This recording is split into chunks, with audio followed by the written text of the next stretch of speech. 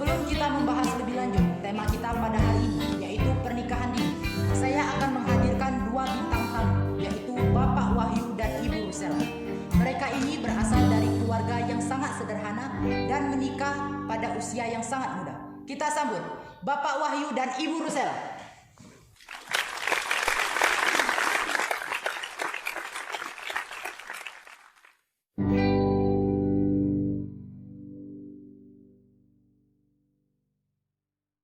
Ya, selamat datang Bapak Wahyu dan Ibu Rusela. Selamat siang, Pak. Siang, Mas. Bagaimana kabarnya, Pak? Alhamdulillah baik. Ibu juga baik? Alhamdulillah baik. Ya, sekarang kita akan membahas permasalahan inti kita pada hari ini, yaitu pernikahan dini. Kita mendapatkan data dari BKKBN bahwa Indonesia ini adalah negara dengan tingkat pernikahan di bawah umur yang tergolong tinggi di dunia. Kalau kita bandingkan saja negara Indonesia dengan negara yang ada di ASEAN, Indonesia berada di peringkat kedua setelah negara Kamboja. Baiklah pemirsa semuanya, kita akan melanjutkan perbincangan kita pada hari ini. Saya akan coba bertanya kepada Ibu Rusela sendiri. Kalau boleh tahu, Bu, umur berapa Ibu ini menikah dengan Bapak Wahyu? Pada saat itu saya berusia 15 tahun.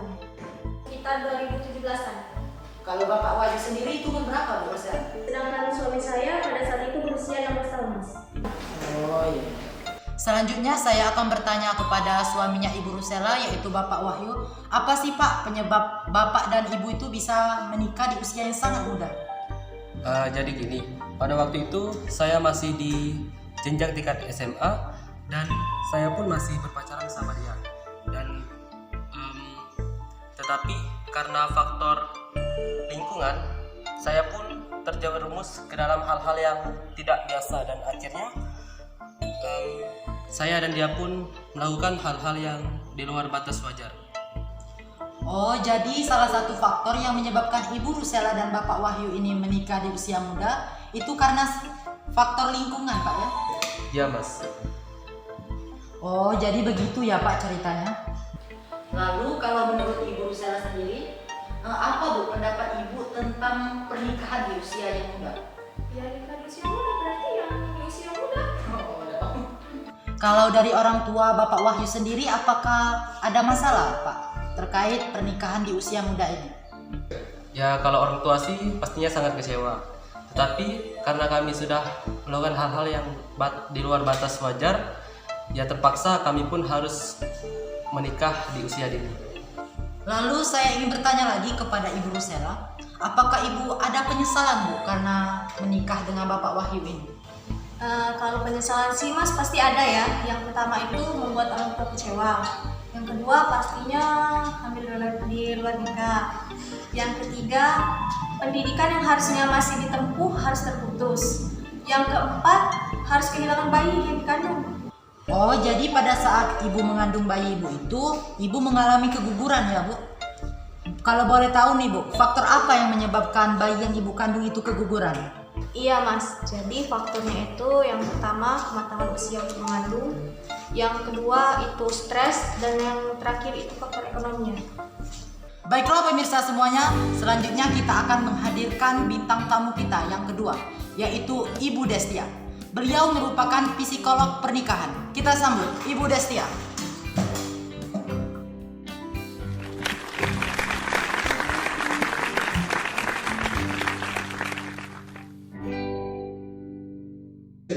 Selamat siang Ibu Destia. Selamat siang. Bagaimana Bu kabarnya di tengah pandemi seperti ini? Alhamdulillah baik.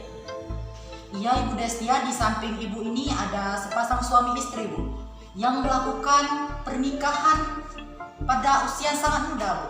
Bagaimana pendapat Ibu tentang mereka ini? Menurut pendapat saya, seharusnya mereka ini tidak boleh melangsungkan pernikahan karena itu sudah pasti melanggar hukum yang ada di Indonesia tentang undang-undang pernikahan. Oh, jadi pernikahan dini itu sangat dilarang ya Bu Destia oleh undang-undang?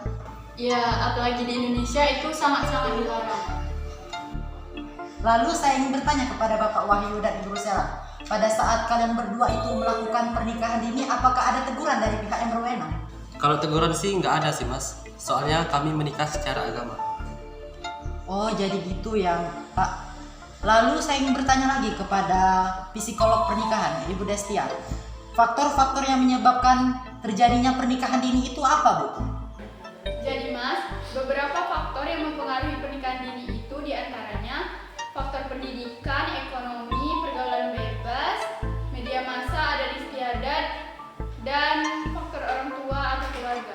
Oh, jadi begitu ya Bu Destia, faktor yang bisa mempengaruhi pernikahan dini. Nah, sekarang saya ingin bertanya lagi kepada Ibu Destia. Nah, Bu, pasti menikah di usia muda itu akan menimbulkan beberapa dampak yang buruk, baik dalam segi psikologi, biologis, ekonomi, maupun secara umum. Nah, dampaknya itu apa saja, Bu? Bisa dijelaskan? Jadi Mas, beberapa dampak buruk dari pernikahan dini itu, yang pertama ada dampak psikologis, bisa menyebabkan depresi atau stres karena tekanan yang terlalu berat dalam berumah tangga. Yang kedua ada dampak biologis, yaitu untuk diri mereka bisa menyebabkan gangguan pada organ reproduksi dan juga bisa terjadi kekerasan dalam rumah tangga. Jadi dampak yang ketiga itu ada dampak ekonomi.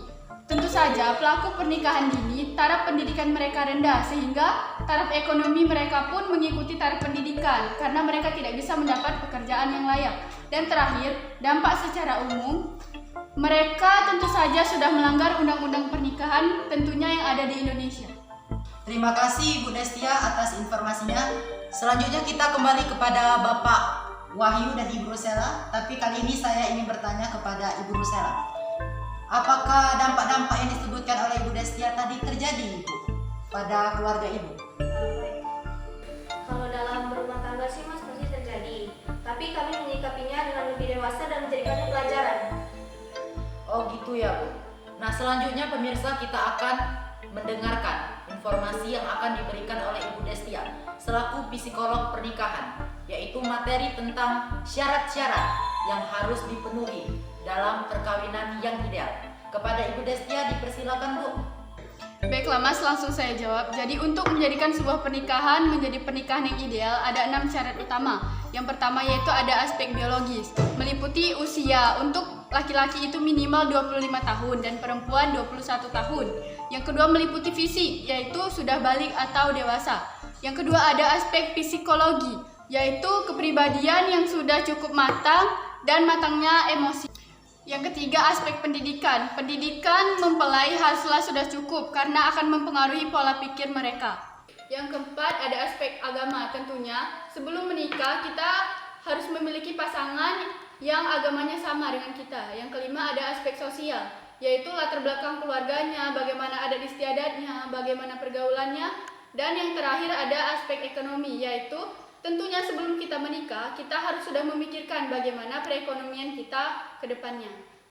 Baiklah Ibu Destia, terima kasih informasi yang telah Ibu bagikan kepada kami. Baiklah pemirsa semuanya, dari perbincangan kita pada hari ini, kita bisa menarik kesimpulan yang sangat singkat, yaitu nikah tanpa rencana jadi bencana. Jangan pernah lari dari kenyataan, kita harus hadapi masa depan. Saya Andriansyah, selaku moderator pada perbincangan kali ini. Saya akhiri, wassalamualaikum warahmatullahi wabarakatuh. Baiklah Ibu dan Bapak, jadi nanti